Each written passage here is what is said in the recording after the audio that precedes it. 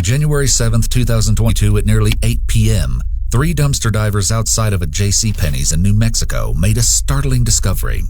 Here you see the divers huddled around a black trash bag. What you can't hear is the whining that was coming from the bag.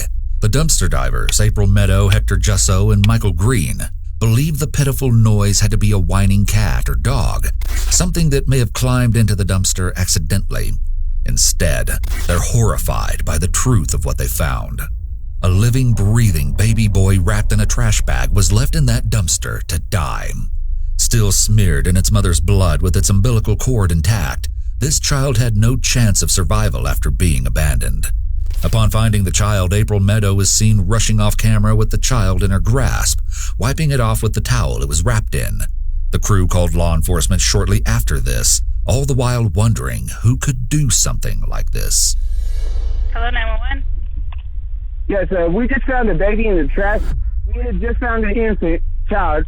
Is it breathing? In the goddamn trash. Yes, ma'am. Hello? Hello, yes, ma'am. Can you tell me about the baby?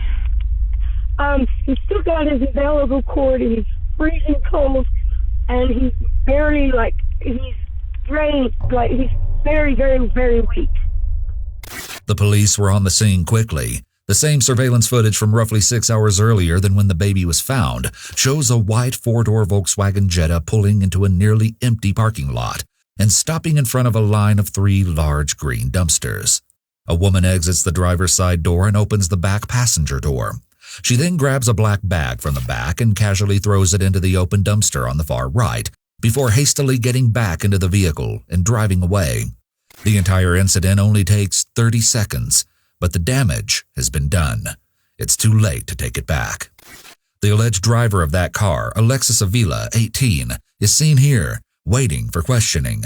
Brought in only a little while after the baby was recovered from the dumpster, Alexis is seated against the wall, giving her the feeling that she is trapped and has nowhere to go.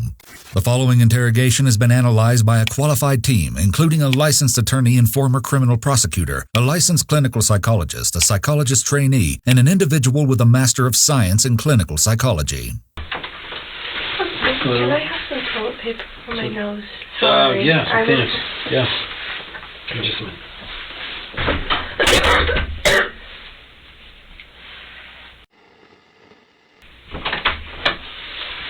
Thank you. Sorry. Oh, no worries. That's the closest thing I found.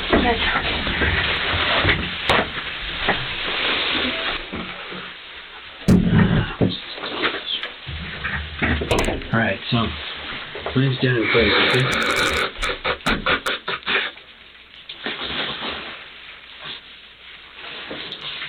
I'm Daniel Pez. I'm an investigator here with the Hospital Police Department. Alright, what is your name? Alexis. Alexis? What is your full name? Alexis Nicole Avila. Okay. So before I do ask you any questions, okay, I do per policy and procedure, I read everybody their rights. It doesn't mean anything other than me making you aware of your rights and you understanding your rights. Okay. Does that make any sense? Mm-hmm. Okay. Do you need any medical attention though before we start? No? Are you okay? Yeah. So there are bulletins. I'm going to read you each bulletin. If you have any questions, feel free to stop me at any point, okay? So, of course, you have the right to remain silent. You do not have to say anything at all. And anything you do say can be used against you in a court of law. Do you understand that part? All right. As soon as she sits down, the detective reads Alexis the Miranda rights. In doing so, he is assured that later on Alexis can't say she didn't understand her rights. The detective is also extremely careful in downplaying the Miranda rights, because this usually means that the suspect is less likely to request a lawyer, especially if they're young. And what else do I do? If you wish to talk to me or not, you can just initial yes or no. Okay. Alexis seems polite and cooperative. Her tone of voice is soft-spoken. The fact that she moves the paper towel on the table when the investigator spoke, and she maintains eye contact are all indications of respect for authority and a willingness to cooperate. Right, so I know there's a lot, okay, to talk about, and I just want to ask you, why you think you're here, or what led us to us being here. Alright, obviously I do know information, and the last thing I want to do is to start off on the wrong foot and for you to start, lying. So there's always two sides to the story. Obviously, I'm looking at a evidence standpoint, what we were called out to.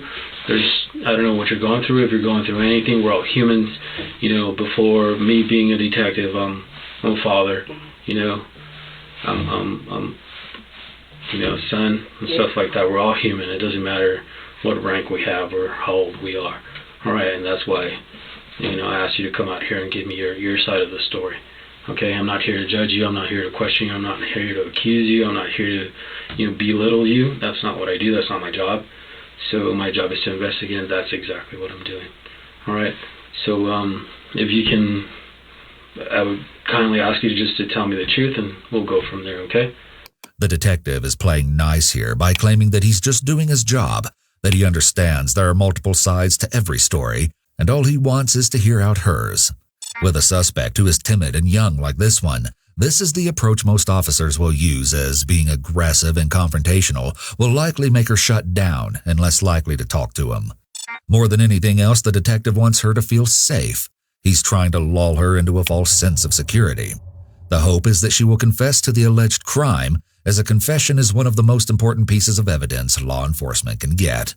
It's extremely difficult to challenge a confession in court, as more often than not, it's all that's needed to convict a suspect. So you want to tell me what's going on or what happened today or what led to this? I can tell you, but I need you to ask, because then I can't tell you because I don't. Right. Okay. Notice that Alexis says that the only way she can tell him what happened is if he asks her questions about it, which most likely indicates that she has a rehearsed story ready to go. She's using the questions as a guide to keep her story straight. Further, detectives often ask open-ended questions to elicit narratives. While providing narrative responses, suspects are more likely to share contextual detail and less likely to lie without being detected. This contrasts with close-ended questions that would produce shorter responses, such as yes or no. Her cooperation with questioning seems genuine, not forced or feigned. In interrogations where the suspect seems to have antisocial personality disorder, or APD, they are sometimes compliant, but it often seems almost unnatural. Like they're doing it for their own good, because they're in an interrogation, so it's in their best interest to be cooperative. However, as the interrogation gets more stressful, people with APD often start to show their defiance towards authority. They often become irritable or angry. But Alexis's cooperative attitude doesn't appear to be faked just for the sake of the interrogation circumstance. It's important to note that Alexis has not been formally diagnosed with any psychological disorder. So, obviously I got confirmation that you were pregnant, okay? Right. I found that out yesterday. You found that out yesterday? Yesterday. Okay. Alexis states that she found out she was pregnant yesterday. This is a detail the interviewer didn't ask for. When a suspect offers up additional information without being asked, the information given is most likely false. Alexis most likely rehearsed this answer and wants to make sure it's on the record before they move on. So tell me a little bit more about that. What do you mean? Like? So how is it that you found out, or how? Well, I've been having back pain, like really bad, and I got in an accident September of 2021. Okay. 2 years ago. And I just thought that's what it was. And I mean, the pain comes and goes, and so I didn't really think anything much of it. And it just kept hurting, and so my mom took me to the ER, and they just said that I had some kind of spray, and I don't even know what kind it was. And they just gave me medicine for it, and it wasn't helping. Okay. But I still didn't think anything much of it. I gave them my urine sample and see if for infection or anything. There was nothing, I guess, I don't know. And then I just kept hurting, and so I went to the clinic, and they did a urine sample, and they told me I was pregnant, and that's when I found out. You said it was yesterday? Yesterday. And where did you go? What clinic? What hospital? The one on Del Paso. Del Paso? Okay, which one? Lee? Yeah, that one. Okay. The one under construction. All right. Who took you? Myself. My parents were at work. Your parents were at work? Yeah. Okay. So I believe your mom said that she had accompanied you, or she took you, or she went with you? No, she didn't. Okay. I went by myself. Alexis sticks with the story that she found out she was pregnant yesterday. She goes so far as to say that she took a urine test at the ER, but nothing came back. This is either false, since a urine test would show a woman is pregnant, or she was in the ER early in her first trimester. Since she said she was in the ER recently, both seem unlikely.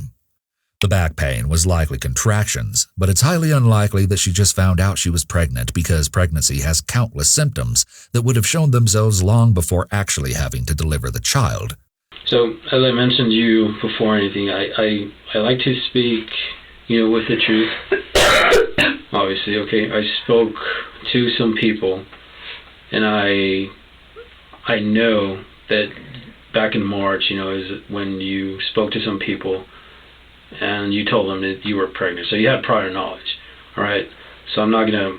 Back in March? Right, No, somebody by the name of Walker. Do you know anybody, a friend of yours, a school friend of yours, that I spoke with, and she's the one that told me that you knew that you were pregnant? Walker, I don't know. And that you did not want the child?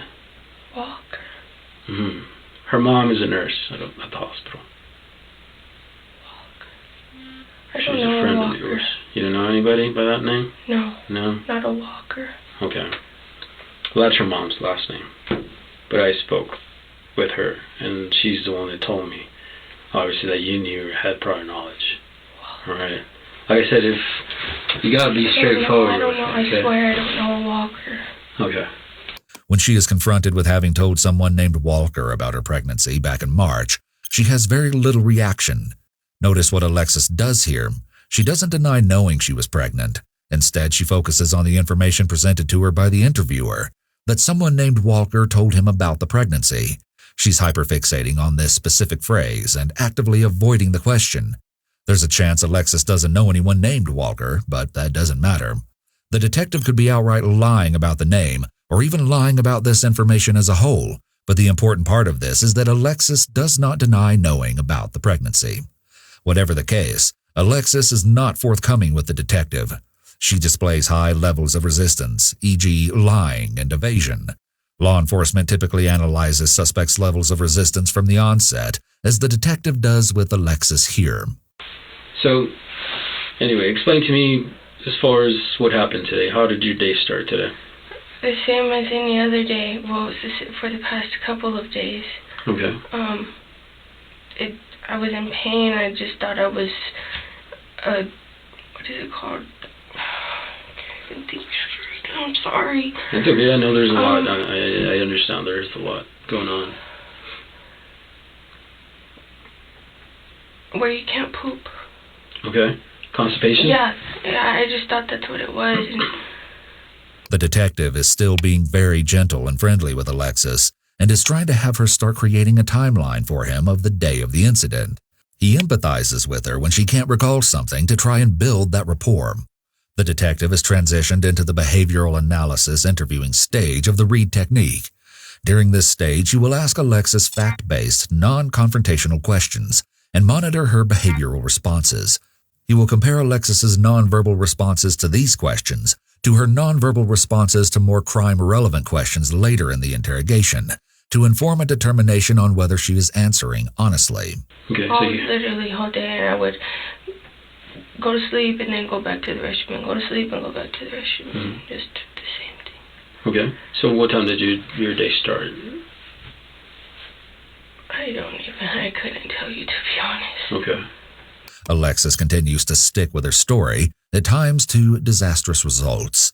She fumbles over answers as she tries to only repeat her rehearsed lines. She even throws in a "to be honest" at the end of some of her statements. People will use a qualifier like this in hopes it will make the statement appear more truthful. When someone is telling the truth, they don't generally feel a need to outwardly state they are being honest after saying something. So you don't know what time you woke up, or are you working? Do you go to school? I go to school, but I haven't been to school this week. Yeah, and I didn't have work today. Okay. Where are you working at? Martinville. Okay. So you haven't been going to school this whole week? No. No? Because you've been sick, or? Yeah. Okay. So you don't know what time you woke up. Obviously, a lot happened, okay? Right. So I just want to get a time frame as far I as... wouldn't be able to tell you. Okay. You don't know what time you wake up, but No. you woke up. Yeah, right. At your parents' house where you live? Yes. What's your address? Okay. You woke up there. You live with your parents? Right. Okay. What did you do when you woke up? I went to the restroom. Okay. I was in pain. I was up all night I was asleep, and I go to the restroom, and just all hours of the night, all day today. Okay. So what happened after you started going to the restroom? I just went back to sleep because I couldn't go. Alexis says she's missed the last week of school. We know from a statement of a friend of hers that she also missed the week leading up to holiday break, meaning she hasn't been to school in roughly a month. This could imply she may have known she was pregnant but didn't have a due date, so she spent a month at home. And then after that, what did she do? What do you mean? Yeah, I mean, obviously... It was repetitive, and then my dad went to the store and got me some pills. I don't even know what they were, but they were supposed to help me poop. And I took it and I went back to sleep, and I stayed asleep for I don't even know how long. Okay. And then I woke up, and I just kept trying to use the restroom, and I'd go back to sleep, and it's just repetitive, sir. What happened after that? What do you mean? Alexis keeps asking the detective to explain himself, despite the fact that the questions are simple, as if she's taking time to think so she can stick to her story. Alternatively, she could be getting to the point where she doesn't want to talk about what allegedly happened, possibly because she doesn't have a lie made up to protect her and is trying to delay having to discuss it. Suspects who answer honestly are more likely to provide verifiable details, i.e. details surrounding time and place. Note that Alexis cannot, or is reluctant to, provide these types of details throughout the interrogation. So obviously, I mean, you have no idea what happened. I mean, well, yeah, but like I can't tell you if you like. I'm not a very good explanation. Okay. So obviously you gave birth to a child. Right. I'm trying to find out where it happened, how it happened, or what led to that and stuff like that. Alexis quickly glances upwards at the camera for the first time. This is also the point where she is talking about when and where she gave birth. So for the first time in the interrogation, she wasn't being as forthcoming as before. It appears that she had some awareness that this could be incriminating information, and she was more careful with her responses. I went to sleep, and then I woke up, and I went to the restroom, and I was just trying, and then it came out, and I thought it was poop, and then it wasn't. Okay. So you were where? And you're at your house? Yeah, I was by myself. You were by yourself? Yes. Okay. I mean, that's not normal, right? Right. Okay, what happened after that? I was in a panic. I didn't know what to do. Okay. I was scared. Okay. What did you do after? I cleaned myself, and I just left it where it was, and I was scared, and I was trying to call my mom, but I couldn't because I was so scared. I think she's gonna hate me. When Alexis recounts giving birth to the child, her voice is shaking and she sounds terrified. There are a few possible things happening here. She sounded particularly frantic when saying she was unable to tell her mother that she had given birth. Even if she has lied during the interrogation, her emotional response here appears to be genuine. She went to great lengths to not only hide her entire pregnancy, but also to hide her delivery. What made you think that? Just because I just turned 18. I haven't been 18 for a month. And I'm the baby. Right. Alexis gives what sounds like a potential motive for what she did when she states her mother will hate her for being pregnant because she just turned 18. This may or may not be true, as Alexis has already displayed her propensity to lie. I understand that's a lot to take, okay, and that's why I'm here, getting your side of the story. You were home alone, or who was No, I was by myself. You were by yourself? Okay, and this happened where? In the restroom? Your restroom? Yeah. You guys have separate restrooms? Yeah. No, there's one restroom. There's one restroom? Okay. What did you do after the fact? What do you Or mean? what happened? I mean, obviously... Like, I was just cleaning. I was scared. I didn't know what to do. Okay. And I just wrapped it in a towel. Okay. Notice how Alexis only refers to the child as it, and not as anything else, not even as the baby or anything like that. She may be trying to distance herself and could be referring to the baby as it unconsciously. This is also known as distancing language, and it's a common human defense mechanism against potential emotional and psychological injury. Part of this could be that she is completely unable to process the situation and is in denial. She could be in such extreme fear of revealing she was pregnant that she entered into some sort of state of partial disassociation. When someone is experiencing disassociation, they may feel as if an event is happening to someone else, and they are just watching everything unfold. Most teens will let someone know if they become pregnant, such as their parents or the child's father. But the fact that Alexis handled the pregnancy in such a way could show a level of emotional or psychological disturbance. Did you ever thought of contacting, an ambulance, the fire department, go out there and check you out? I didn't do that. I was scared. I didn't know what to do. Okay, scared of what exactly? The baby had, it was nowhere. Right, but you're telling me that you knew yesterday, right? Yeah, but I didn't know I didn't know how, and I didn't know nothing. I knew, but I didn't, know it was coming today. Right. She seems to slip up and says she knew about the pregnancy, but then quickly follows up with, I knew, but I didn't know he was coming that day. So it was unexpected. Right. You weren't expecting it to happen. No. Did you contact anybody? No. Okay, you said you didn't contact your mom? No, I tried, but I couldn't. I was scared.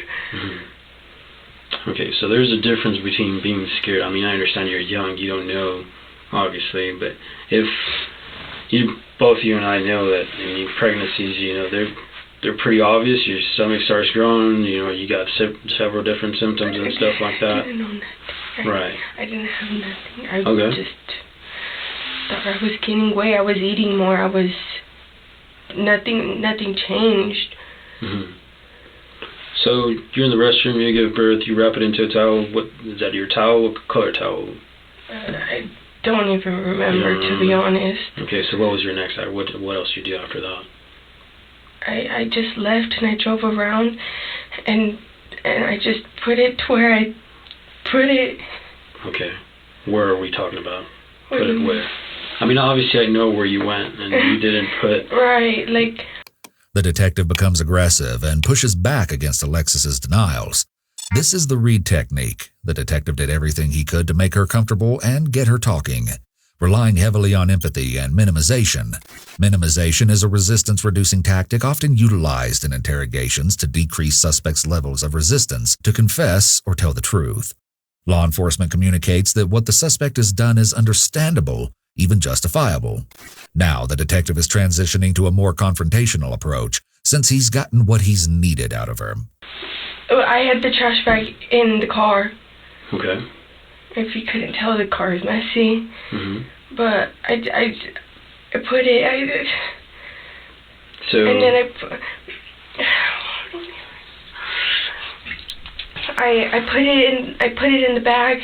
I took it to the car. When I was in the car, I had 2 trash bags. Okay. I took one with me, which is the one that I had, and then I put it again, and then I drove around and I didn't know what to do, and I just put it in there. First, Alexis says the trash bag she put the baby in was already in her car. I had the trash bag in the car. While she did say her car was messy, most people don't go around driving with empty trash bags inside their vehicle. Alexis then slips up and says she put it in the bag. Then she took it to the car. I put it in the bag. I took it to the car. She realizes her mistake and then tries to cover it up, saying she had 2 trash bags.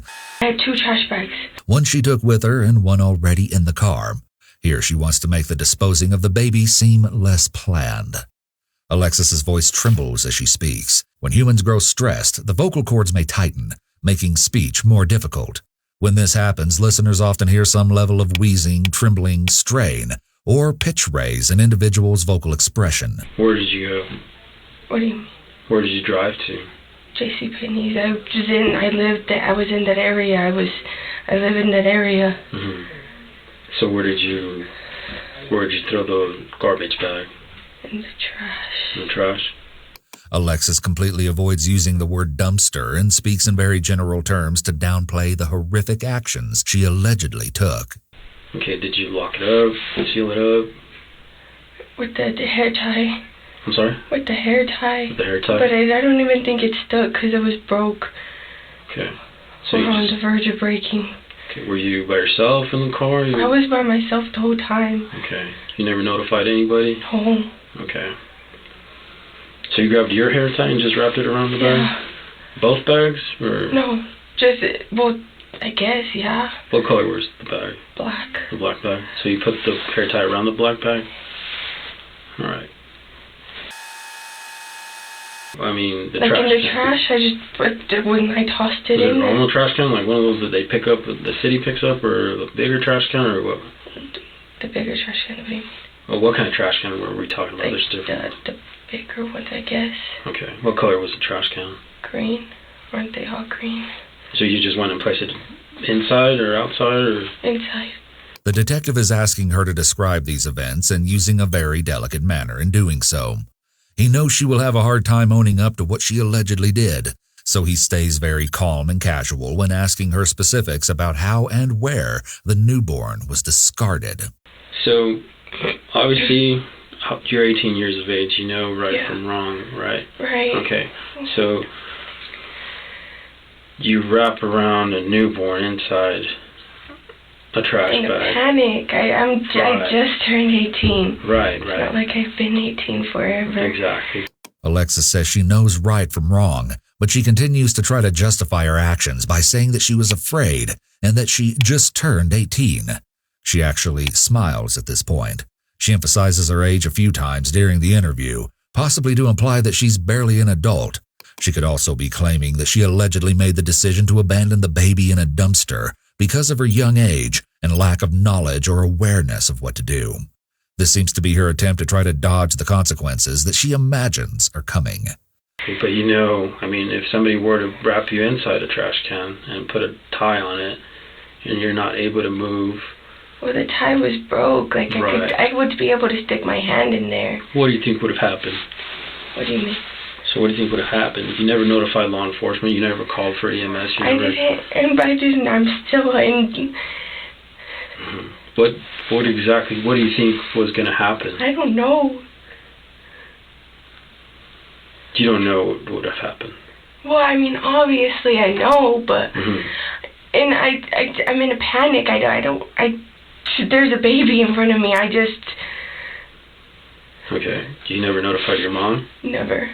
No, you never notified anybody? Nobody. Okay, so it's not normal behavior from any reasonable person to do what you did. What do you mean? It's not. In a panic when I just turned 18? Right. It still isn't, though. We're talking about a baby. Well, I know what you mean, but like, I get what you mean. Armed with a confession, the detective goes back to being confrontational, but when he asks her what she thought would happen, she essentially shrugs her shoulders, which is yet another point that demonstrates she might not grasp the consequences of her suspected actions. This is what the detective is actively probing for. The detective continues to be harsh and confrontational, and it still never appears to faze Alexis. Okay. Let me take a small break, okay? I'll be right back. Can my mom come in here when you're gone? Well, you're 18, you're of age, okay? So, I know. unless you were a juvenile, then that would change things. But give me just a minute, I'll be right back. So not even while you're out of the room? Let me see what I can do, okay? The detective has what he needs from her, and he appears to be getting upset or angry. By leaving, he's attempting to de-escalate himself. He may also be reaching out to the prosecutor's office to see what else they would like to get from Alexis. Sorry about that, Alexis. Alright, back to where we left off. I appreciate you, telling me what happened and stuff. What did you do after the fact? I know. What time more or less was it? Do you remember? Do you recall? Like 2:15 maybe, somewhere around that time. Okay, that's when you dropped off the baby? Somewhere, I believe so, yeah. Okay. What did you do after the fact? I drove around, continued to drive around. Continue to drive around? To do what? I don't know, just to clear to figure out what to do. Okay. What else? I mean, where'd you go? Where'd you end up going? Where did you do? I ended up going to my house. You ended up going to your house? What did you do after?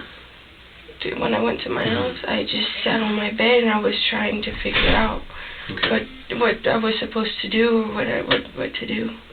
At any point, did you make anybody aware of it? No, I was still in shock. Okay, nobody found out, nobody knew about it? Okay. Were your parents back home at the time? You were home alone? Okay. When the detective returns, he is no longer using his confrontational tone. While he was out of the room, he either realized or was told that he needed to obtain more information from her and wants her to continue speaking to him, so he's returning to the positive confrontation technique. Did you seek any medical attention or no? Did you think about, what could have happened or what, could end up happening to the baby? Yeah. Okay. My mom said it was in the book. Is it okay? Okay. They'll be briefing me here as we go, so last I heard the baby's okay. Okay. So this is the first time in the entire interview Alexis gives any indication that she cares about the baby, and the tremble in her voice could be interpreted as an indication of remorse or emotional distress. It could also indicate the presence of relief resulting from knowledge of the possibility of less severe punishment, and she's relieved for her own sake. The fact that not once has she brought up or asked about the condition of the child only further shows she is completely disassociated from the child, whether that be from shock, lack of caring, or something else entirely. Did it ever cross your mind to let anybody know, contact law enforcement, go back? I don't know. The detective is trying to ascertain her state of mind after the fact by asking her what she did after and what she was thinking. This is to get evidence showing she never had a change of heart or tried to help the baby in any way. Alexis again shows no remorse. Okay. I'm still in shock the whole time. When my parents got home, they just didn't tell them I was still in shock. I was just in my room. You're in your room. Okay. Did you ever leave the home afterwards? Did you go anywhere? No. Did you talk to your parents when they got home? Yeah, eventually, but I didn't say anything. Mm-hmm. So your parents had no knowledge? No knowledge, absolutely not. And what if I were to tell you that they did have knowledge? What do you mean? They told me they didn't know about it. What would you say then? How? Because I didn't even know. Okay. You didn't know, but yesterday you found out? I mean, what do you mean? Because I feel like we're talking about two different things, and it's not going well. We're talking about a baby that was thrown in the trash like garbage, right? And it's a human being. That's what we're talking about. My knowledge is when they found out was when the officer showed up at my house. Okay, so I'm talking about the knowledge of you being pregnant, obviously. Oh. At this point, Alexis tries to make it seem like her earlier statements were a big misunderstanding, which could be a deflection technique or defense mechanism to try and cast doubt on her earlier statements. Because I know that you knew back when you found out you were pregnant, and it wasn't yesterday. That's what I know. I swear to God it was. Okay, I don't, like I said, I don't go that route, but I know. And I do my investigation prior to even talking to you and, coming out here and interviewing you, okay? As I told you, I'm not here to judge you. There's two sides to a story, but if you're going to come and tell me that you found out you were pregnant yesterday, and I know that's a lie. Well, sorry. Go ahead. No, go ahead. Then it changes things because I don't appreciate that. Right. I found out I was pregnant yesterday. Okay. Because I heard it. The doctor showed me. I knew back in whenever, but I didn't know. Does that make sense? Mm-hmm. Like I was like, oh, it's whatever. Alexis tries to stick to her story and uses air quotes to say she knew but didn't know, which could be her way of using vague statements to deflect from giving a straight answer. According to research, women who effectively deny their pregnancy know but do not feel that they are pregnant. These women often don't go through the typical bonding stage that many women experience while they're pregnant. This may explain somewhat why Alexis appears to be focused on herself and why she doesn't show any empathy for the baby. So you knew back when is this? What are we talking about? Back in... When she is asked when she really found out she was pregnant, Alexis takes a strikingly long pause. This shouldn't be something she has to mull over. August. Okay. Maybe a little bit before that. Her answer is in August, which is in stark contrast to the original story she was so adamant about. Right. I found that out yesterday. You found that out yesterday? Yesterday. Okay. So yesterday, whenever you went to the doctor, how far along did they tell you you were? They didn't say. They didn't tell you? No. Okay. So... That's how I didn't know it was coming today. Mm-hmm. All right. So, obviously I'm not a girl, I'm a guy. But I know women have menstrual periods. So, how can you not know? I had my menstrual period every month. Okay. So that never changed? Never. So, but you knew back in August? I took two. One was positive, one was negative. I took the negative, I didn't. Okay. What about, as far as you the gaining weight, any movement, anything like that? No, sir. Okay. The detective becomes more confrontational with her again, as he has likely gotten all the information he came back into the room for at this point. He has established both prior knowledge and her failure to help the newborn, as well as establish a fairly clear timeline of events, despite Alexis's denial. So, back in June, you had an incident. I guess you ran away from home. Were you having? I guess you could say ran away. Okay, was it the result of this, and were you having problems with? It was a completely different matter. Okay. So is this the father of your baby, the person you were having issues with, or you were sending messages to your mom, suicidal messages, saying that you were going to be with God, and cops were called out to your address in June? Does it, does this have to do, to me, it obviously... It has nothing to do with him, absolutely nothing. This is not the person that is responsible for your baby, or... I know this is a lot of questions I'm asking, I'm just trying to figure out, like I said, I'm not here to... Yes, sir. Okay, so it's not a result of this? He had nothing to do, it was... Right, so it's not him. Is there somebody we need to talk to? I mean, did he do something to you? No. That would lead to this? No. Did he? No? No. Okay, but you do know who is the father of the baby? Yes. Okay, but he didn't? Yeah. Okay. Do you mind sharing his name? Stephen Astorga. Okay. Stephen Astorga? Yes, sir. Do you happen to know his date of birth by chance?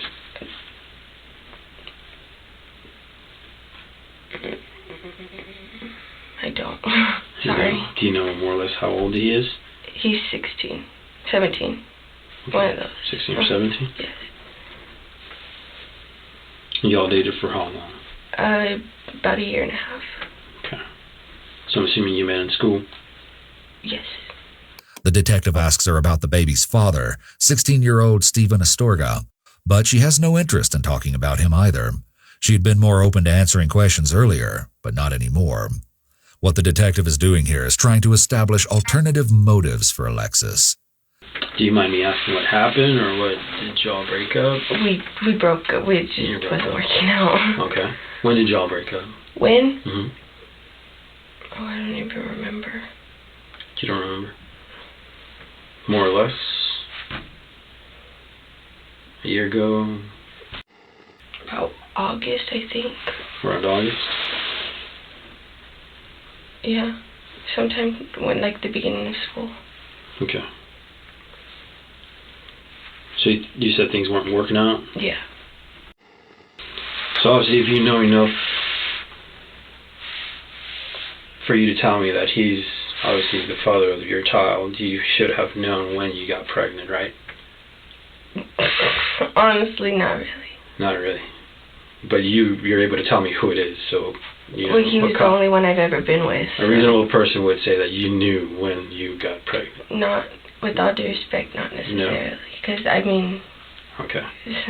I'm just, putting it out there. You gave me information, obviously, but he didn't do anything as far as to lead you to do this? Did he? Nothing? Okay. Alexis essentially gives a vague response. There could be a reason for this. She admits they broke up in August, around the same time she alleges she found out she was pregnant. It's extremely unlikely these two things are unrelated. When asked if the baby's father made her feel a particular way that might have caused her fear, she denied it. Interestingly, a person with antisocial personality disorder often tries to deflect responsibility or blame others, and they will lie and incriminate others if it means absolving themselves. The fact that Alexis didn't try to blame her parents or the baby's father, despite likely knowing that she could be facing serious consequences for what she did, is an indication that she does not have APD. Although it's impossible to determine from an interrogation alone that Alexis suffers from any specific disorder, she exhibits numerous behaviors that could be viewed through a pathological lens. Intense worry, possible delusion, and past suicidal ideation, for example, could all indicate or play a role in a larger diagnosis, such as either two of the most common mental illnesses in the United States, generalized anxiety disorder and depression. Did you just think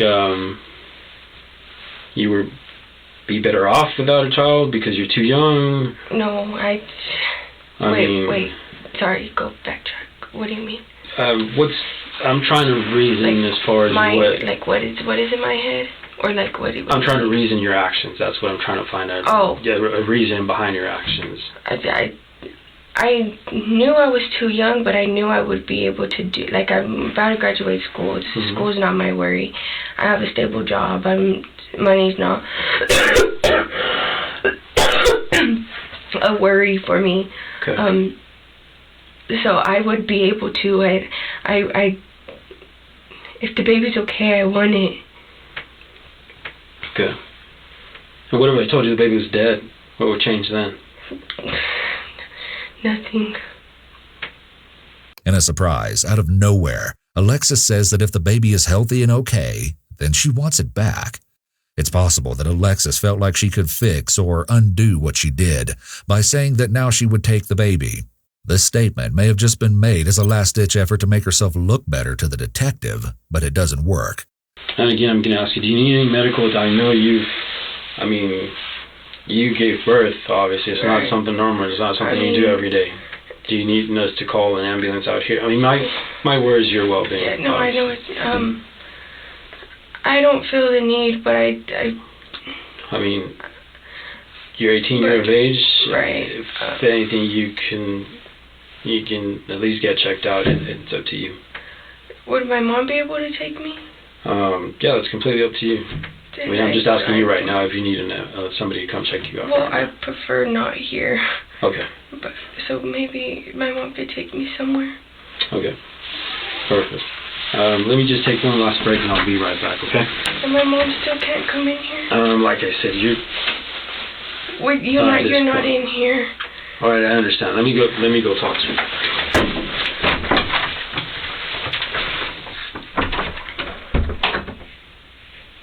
Throughout this last portion, Alexis asked repeatedly for her mom. This seems to contradict her prior statement that she didn't reach out to her mom when she gave birth because she was afraid she would hate her. Yet now she wants her mother involved as much as possible. This could give doubt to prior statements that she feared her mother would hate her, and that is why she didn't tell her or ask for her help. Alright, Alexis, I'm done as far as any questions for you. Do you have any questions for me? No? Okay, I don't know if you want to wait out in the lobby. Where's my mom? She's in here. I just need to talk to her real quick and then she'll be out. And I can't be with her while you talk to her? Not together.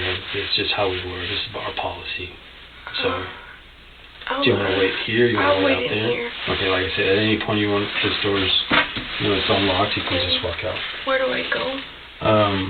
Do you want me to you're probably better off standing, or do you want to stay in here? Okay. There is a red flag apparent in Alexis's interview. It was mentioned by the investigator that there was record of her running away from home in June of last year.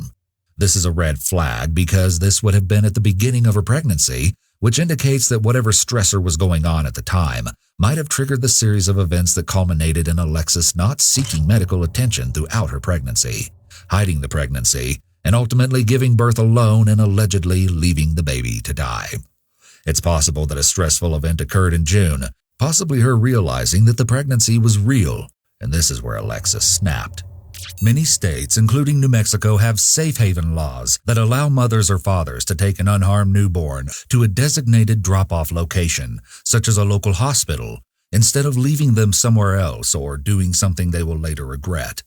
It's unlikely that Alexis was aware of such a law, and education may have prevented this tragedy from happening.